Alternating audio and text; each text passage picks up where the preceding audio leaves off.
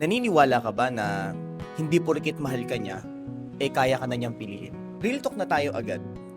Love is a feeling, but choosing is a decision. Maraming nagmamahal, pero hindi naman kayang manindigan. Maraming sweet sa salita, pero maalat sa gawa.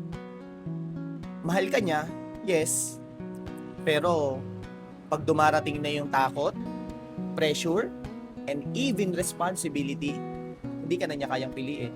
And that's hurt so bad. And you start asking yourself, marami kang tanong sa sarili mo. Saan ba ako nagkamali? Ano bang kulang sa akin? Ano bang nagawa ko?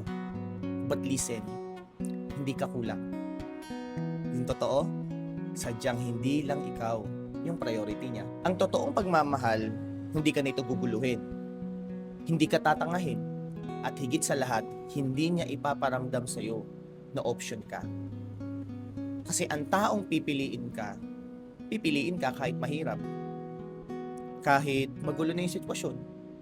At kahit walang nakatingin. If someone says to you na mahal ka niya pero hindi ka niya kayang piliin, don't believe in their words. Believe in their actions. Because you don't need someone who just loves you. You deserve someone who chooses you every single day.